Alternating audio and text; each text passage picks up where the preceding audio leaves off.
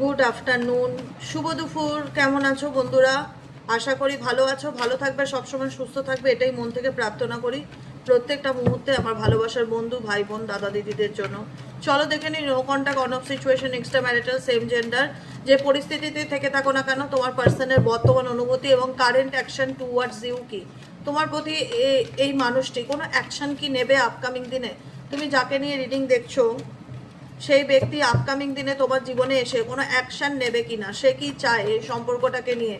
No contact, on off situation, extra marital, same gender, যে কোনো পরিস্থিতিতে যদি থেকে থাকো, তোমার পার্সনের বর্তমান অনুভূতি অ্যাট প্রেজেন্ট রাইট নাও, তুমি যাকে নিয়ে দেখছো সেই মানুষটা এই সম্পর্কটাকে নিয়ে কি ভাবছে, সে কি এই সম্পর্কটাকে নিয়ে সামনের দিকে এগোতে চায় না মুভ অন করতে চায়, কি চলছে তার মন মস্তিষ্কে। Please divine angel, divine universe help করুন ও গাইড করুন। Angel archangel Michael please help me and guide me. Angel archangel Michael please help করুন ও গাইড করুন। No contact, on off situation, extra marital, same gender, যে কোনো পরিস্থিতিতে যদি তোমরা থেকে থাকো, বারবার এই কার্ডটি আসছে, বারবার এই কার্ডটি আসছে, আমি দুবার তুললাম, আসছে। সারপ্রাইজলি এই ব্যক্তি তোমার জীবনে ফিরতে চাইছে দেখাচ্ছে। ও মাই গড, আনসেন্ড মেসেজ। এই ব্যক্তি তোমাকে অনেক কিছু বলতে চায়, অনেক কিছু বলেনি, অনেক কিছু গোপন করেছিল, যেগুলো তার মনে হচ্ছে যে এখন বলা উচিত, না বলা ছাড়া কোনো রাস্তা নেই। তাই জন্য এই ব্যক্তি অনেক কিছু বলতে চায় কিন্তু বলতে কেউ বলতে পারছে না। আনসেন্ড মেসেজ ইন্ডিকেট করছে যে এই ব্যক্তি কোনোভাবে তোমাকে মেসেজ করছে বা টাইপ করছে বা কিছু জানাবে চিন্তা ভাবনা করছে, তারপরে হয়তো দুপা পিছনে চড়ে আসছে, মানে এরকম কিছু সিচুয়েশন। ডেস্টিনি, এই ব্যক্তি পুরোপুরি ডিভাইন ডেস্টিনি, ভাগ্যের উপর ছেড়ে দিয়েছে যে দেখা যাক কি হয়। কারণ তোমাদের মধ্যে ঘোস্টেড এনার্জি আছে, নেগেটিভ এনার্জি আছে, কারুর শত্রুতা ডেফিনেটলি রয়েছে এক্স ওয়াই জেডের। কেউ তো আছে যে চায় না তোমাদের সম্পর্কটা ভালো থাকুক, তোমরা একে অপরের সাথে সুখে সংসার করো বা তোমাদের রিলেশনশিপটা স্মুথলি চলুক। কারুর না কারুর তো ইন্টারফিয়ারেন্স দেখতেই পাচ্ছি। এই সম্পর্কে তুমি অনেক অপমানিত হয়েছো, হিউমিলেশন ইন্ডিকেট করে এই রিলেশনশিপে তুমি অনেক অপমান সহ্য করেছো, দিনের পর দিন লোকের লাঞ্ছনা গঞ্জনা, পারিবারিক অশান্তি, শ্বশুর বাড়ির সমস্যা, অনেক কিছু, তোমাকে অনেক কিছু সহ্য করতে হয়েছে এই ব্যক্তির জন্য। আর ইভেনচুয়ালি যে থার্ড পার্সন আছে, যে আড়ালে তোমাদের মধ্যে ক্ষতি করার চেষ্টা করে, তোমাকে না একদম ধুলোর সাথে মিশিয়ে দিতে চেয়েছিল। তাদের উদ্দেশ্যটা ছিল যাতে তুমি কোনোদিনও মাথা উঁচু করে বাঁচতে না পারো, যাতে তুমি জীবনে কখনো ঘুরে দাঁড়াতে না পারো, যাতে তুমি জীবনে কোনোদিনও ভালো থাকতে না পারো। তো কোথাও না কোথাও তোমাকে দিনের পর দিন হিউমিলেটেড করা, দিনের পর দিন হ্যারাস করা, দিনের পর দিন কথা শোনানো, ইন্টেনশনালি সেই সিচুয়েশন থার্ড পার্টি ক্রিয়েট করেছিল তোমার লাইফে, যাতে তুমি সহ্য করতে না পেরে নিজে কিছু একটা করে ফেলো বা পালিয়ে যাও বা এমন কিছু ভুল ডিসিশন নাও যাতে তার স্বার্থসিদ্ধিটা পূরণ হয়, যাতে তার উদ্দেশ্যটা পূরণ হয়। কারণ সে পেছন থেকে ক্ষতি করছে, তার এফেক্টটা টোটালি গিয়ে পড়ছে তোমার উপরে। এবার কি হবে, একটা মানুষ যখন সবার দিক থেকে তুচ্ছ তাচ্ছিল্য পাবে, 10টা কথা শুনবে, পরিবারের লোক সাপোর্ট করবে না, বাইরের লোক কথা শোনাবে, বন্ধু বান্ধব খোঁটা মারবে, তখন মানুষ কি মনে করবে যে আমাকে কেউ পছন্দ করে না বা আমাকে কেউ ভালোবাসে না বা আমাকে কেউ সাপোর্ট করে না, মানে আমার জায়গাটা কেউ বোঝার চেষ্টা করে না। এগুলো কার জন্য হচ্ছে? এগুলো তোমার পার্সনের জীবনে যদি কোনো তৃতীয় ব্যক্তি থেকে থাকে, সেই এমন কিছু সিচুয়েশন তৈরি করছে তোমাদের মধ্যে, বা তোমার জীবনে এমন কিছু নেগেটিভ কিছু কাজকর্ম করছে, বা মেবি তোমার উপর এমন কিছু সিচুয়েশন তৈরি করছে যাতে তোমাকে কেউ ট্রাস্ট করতে না পারে, যাতে সবাই তোমায় ভুল বোঝে। মানে এরকম এনার্জি আমার ফিল হচ্ছে কোনো তৃতীয় ব্যক্তির দিক থেকে তোমার প্রতি। ম্যানিফেস্ট, ও মাই গড, ম্যানিফেস্টেশন, এই ব্যক্তি ম্যানিফেস্ট করছে তোমার জীবনে ফিরে আসার জন্য। তো এখন তার মনে হচ্ছে যে আই নিড ইউ, আমার তোমাকে চাই, আমি তোমার জীবনে ফিরে আসতে চাই। ম্যানিফেস্টেশনস, ম্যানিফেস্ট করা, জার্নি, মেবি তোমরা লং জার্নি রিলেশনশিপে রয়েছো, লং ডিস্টেন্স রিলেশনশিপে রয়েছো। এই ব্যক্তি কি করবে, এই ব্যক্তি আর কি চাইছে? Please divine angel, divine universe, এই ব্যক্তি আর কি চাইছে? Please divine angel, divine universe, এই ব্যক্তি আর কি চাইছে? তুমি কি চাইছো দেখি তো, এটা খুব ইম্পর্টেন্ট জানা। তুমি কি চাও এই রিলেশনশিপটাকে নিয়ে, তুমি কি চাইছো? Please divine angel, divine universe, এই রিলেশনশিপটা নিয়ে আমার যে বন্ধুরা দেখছে তারা কি চায়? এই সম্পর্কটাকে নিয়ে আমার যে বন্ধুরা দেখছে তারা কি চায়? এই সম্পর্কটা নিয়ে আমার যে বন্ধুরা এই মুহূর্তে রিডিং দেখছে তারা কি চায়? ও মাই গড, তোমরা কি চাও দেখবে?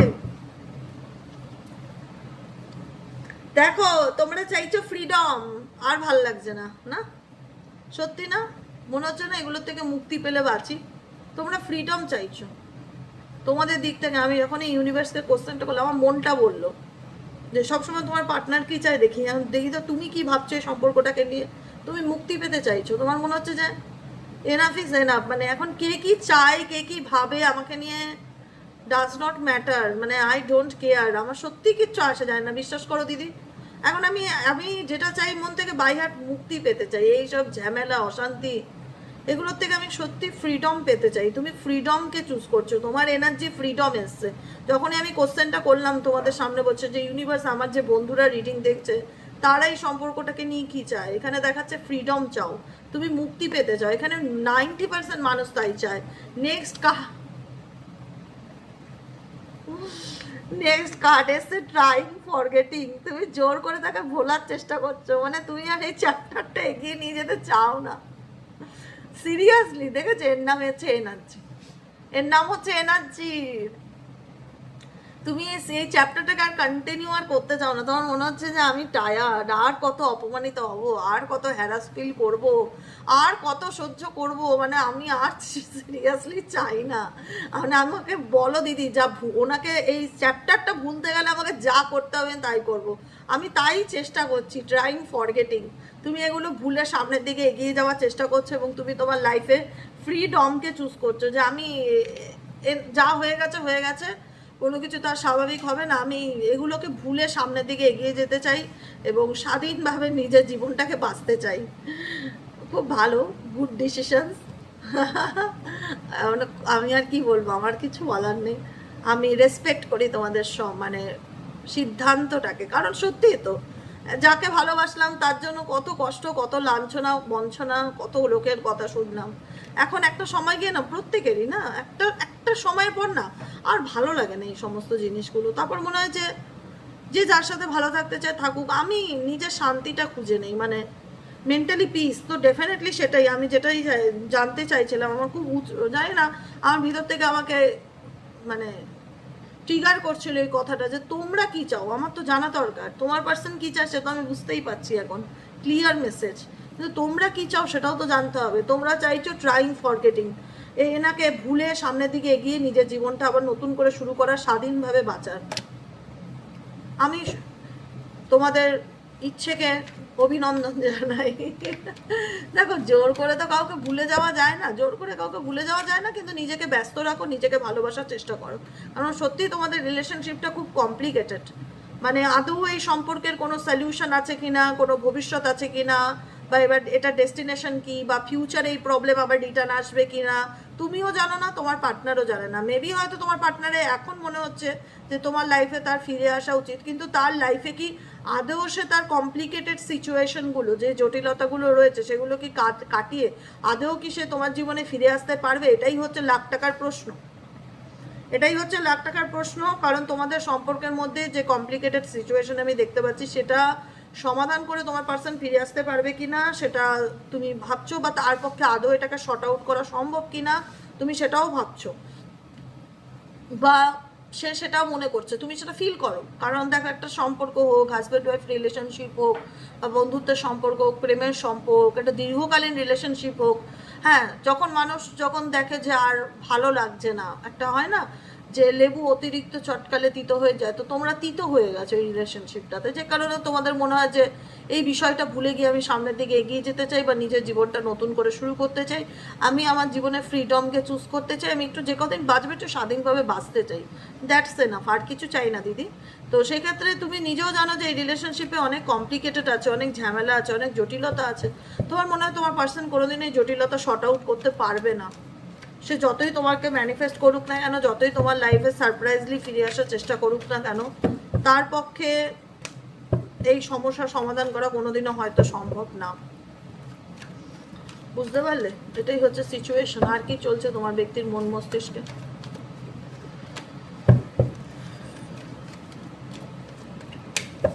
আজকে একটু তোমাদের জন্য গাইডেন্স দেখে নেবো, হ্যাঁ, ইউনিভার্স তোমাদেরকে কি গাইডেন্স দিচ্ছে।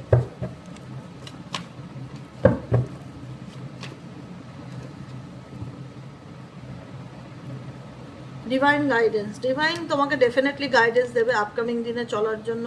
তুমি যাকে নিয়ে রিডিং দেখছো তাকে নিয়ে অতিরিক্ত টেনশন করবে না, ভাববেও না। সে অ্যাকচুয়ালি এমন একটা পরিস্থিতির মধ্যে জড়িয়ে আছে, সে করবে করবে ভাবে এগোবো এগোবো ভাবে, কিন্তু আলটিমেট তার মধ্যে ভীষণ স্কেয়ার্ড এনার্জি কাজ করে।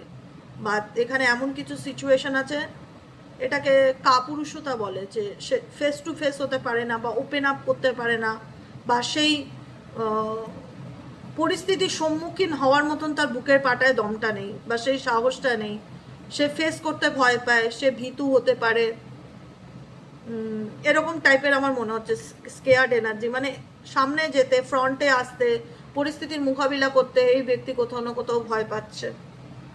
কিন্তু এই ব্যক্তি চাইছে ডেফিনেটলি তোমার সাথে সব কিছু ডিল করে যায়। তোমার প্রতি তার একটা ডিপেন্ডেন্সি কাজ করে কোনো না কোনোভাবে, সন্তানের জন্য হোক বা ইমোশনাল হোক, ফিজিক্যালি হোক, যে কোনো রকম এই ব্যক্তি তোমার উপর ডিপেন্ডেবল। তো যে কারণে এই ব্যক্তি যতই কমপ্লিকেটেড থাকুক না কেন তোমাদের রিলেশনশিপে, যতই অন অফ সিচুয়েশন থাকুক, যতই নো কন্ট্যাক্ট থাকুক, যেরকমই পরিস্থিতি থাকুক না কেন, এই ব্যক্তি কোথাও না কোথাও তোমাকে কিন্তু স্পাই করে। একটা কথা মাথায় রাখবে, তোমার উপর নজরদারি করে। তুমি বলবে দিদি আমার তো নম্বর ব্লক করে রেখেছে, কি করে নজর দেবে? দেখো, যদি তোমার উপর আমার ইচ্ছে থাকে, তোমার ব্যাপারে আমার জানার চেষ্টা থাকে না, যে তোমার লাইফে কি চলছে, আমি হাজারটা রাস্তা খুঁজে বের করে নিতে পারবো। এটা খুব বোকা বোকা প্রশ্ন, যে সে তো আমাকে ব্লক করে রেখেছে, তাহলে সে কি করে আমার তোমার ব্যাপারে জানার যদি তার সত্যি উৎসাহ থাকে, সে যে কোনোভাবেই তোমার ব্যাপারে খোঁজ নিতে পারবে। আজকাল মানুষের ব্যাপারে খোঁজ নেওয়াটা খুব একটা কঠিন ব্যাপার না। তাই স্পাইং এনার্জি এটাই ইন্ডিকেট করছে যে তুমি যাকে নিয়ে রিডিং দেখছো, সেই ব্যক্তি কোথাও না কোথাও তোমার উপর একটা ডিপেন্ডেন্সি তার কাজ করে। ভাবে বুড়ো বয়সে বা বুড়ি বয়সের সঙ্গী আমার, পার্টনার আমার, ইমোশনাল পার্টনার, মানে ইমোশনাল কোডিপেন্ডেন্সি, যেটাই হোক, একটা ডিপেন্ডেন্সি কাজ করে। যে কারণে এই ব্যক্তি তোমাকে হয়তো সরাসরি সব কিছু না বললেও কোথাও না কোথাও তোমার উপর 24 ঘন্টা সিসিটিভি ক্যামেরার উপর নজর, সিসিটিভি কিরকম যেরকম নজর রাখে, সেরকম নজর কিন্তু তোমার পার্সন তোমার উপরেও রাখে, যে তুমি কি করছো, তুমি কোথায় যাচ্ছ, তুমি কার সাথে কথা বলছো, তোমার লাইফে কি চলছে না চলছে। ব্রোকেন রিলেশনশিপ, ব্রেকআপ, উন্ডেড, তোমার পার্সনের মনে হয় রিলেশনশিপটাতে সেও কোথাও না কোথাও আঘাত ফিল করছে, সেও ভালো নেই, সেও তোমাকে ভুলতে চাইলে ভুলতে পারছে না। কিন্তু এই ব্যক্তি তোমার প্রতি উৎসাহ, যেটা বলে না কিউরিসিটি, কারেজ, সেটা অনেক বেশি তোমার প্রতি, এক্সট্রিম লেভেলের। এবং যে কারণে এই ব্যক্তি এই উৎসাহর বসে এই ব্যক্তি কিন্তু আবারও তোমার সাথে সম্পর্ক ঠিক করতে চাইবে। কারণ তুমি যাকে নিয়ে রিডিং দেখছো, সেই ব্যক্তি কোথাও না কোথাও তোমার প্রতি অ্যাডিক্টেড। এক্সওয়াইজেড যাকে নিয়ে তুমি রিডিং দেখছো, সেই ব্যক্তি কিন্তু অ্যাডিক্টেড। ঠিক আছে, হয়তো তোমাকে ভোলার জন্য প্রচুর ধূমপান করে, যদি কোনো নেশা ভান থাকে। কারণ এই ব্যক্তির সাথে তোমার সত্যিকারের একটা কেমিস্ট্রি ছিল, বন্ধুত্ব ছিল। আজকে যে কারণেই তোমাদের সম্পর্ক ভেঙে গিয়ে থাক বা কারুর জন্য ভেঙে গিয়ে থাক, সেটা বড় কথা নয়। কিন্তু এই ব্যক্তি আবারও চাইবে তোমাকে তার লাইফে ম্যানিফেস্ট করতে, অনলি ইউ। তার মনে হয় তার জীবনে এখন তার মনে হচ্ছে আমার জীবনে তুমিই সব কিছু, যে কারণে অ্যাপোলজি কার্ড ইন্ডিকেট করছে এই ব্যক্তি নিজের ভুল বুঝতে পেরে তোমার কাছে ফিরে আসার চেষ্টা করবে। কিন্তু তুমি খুব একটা আর আগ্রহ দেখাবে না, কারণ তোমার মনে হচ্ছে যে আমি যখন সে আসতে চাইবে তুমি চলে যেতে চাইবে। এটাই দেখতে পাচ্ছি, যখন সে তোমার জীবনে আসতে চাইছে, তুমি তোমার আর মন ভালো লাগছে না, মানে মন লাগছে না, তোমার মুভ অন করতে ইচ্ছে করছে। তোমার মনে হচ্ছে যে আমার আর চাই না, মানে মেজরিটি মানুষের ক্ষেত্রে আমি বলবো, সবার ক্ষেত্রে না, জেনারেল প্রেডিকশন তো ওরকমভাবে তো সবার ক্ষেত্রে বলা যায় না, কিন্তু বলবো মেজরিটি মানুষের ক্ষেত্রে 80% মানুষ চাইবে যে সে আসলে আসুক, আমার আর আগ্রহটা নেই, সেই আগ্রহটা ভেতর থেকে মরে গেছে, আমি এই চ্যাপ্টারটাকে ভুলে গিয়ে নিজের মতন করে বাঁচতে চাই। কিন্তু এখন এই ব্যক্তি আসলে ডেফিনেটলি তোমাকে দেখাতে চাইবে যে সব কিছু আগের মতন হয়ে গেছে। আমি তোমাকে পাস্টে নিয়ে যাওয়ার চেষ্টা করবে এই ব্যক্তি, মিলিয়ে নেবে কথাটা। যাদের ক্ষেত্রে এই পার্সন ফিরে আসবে না, তোমাকে পাস্টে নিয়ে যাওয়ার চেষ্টা করবে, যে আগে যেরকম তোমাদের মধ্যে কেমিস্ট্রি ছিল, বন্ডিং ছিল, কানেকশন ছিল, আগে যেরকম একসাথে ওঠা বসা গল্প, সেটা কোথাও না কোথাও সে নিজে ভুল বুঝতে পারবে, যে আমি যেটা করেছি তার সাথে ঠিক করিনি, ভুল করেছি, অ্যাপোলজি, সেখানে দাঁড়িয়ে আমার তার কাছে ক্ষমা চাওয়া উচিত বা সরি বলা উচিত, ফিরে আসার চেষ্টা করবে। কিন্তু কিছু তার অবস্টেকেলগুলো, তার স্কিয়ার্ড এনার্জিগুলো তার মনের মধ্যে কাজ করবে। কিন্তু এই ব্যক্তি চাইবে টোটালি যে তোমার জীবনে কি করলে ফিরে আসা যায়। বুঝেছো?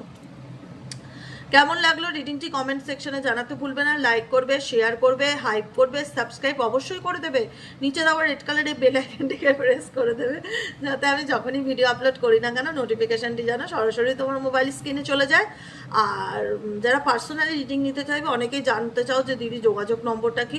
হোয়াটসঅ্যাপ নম্বরটা হলো 7980185673।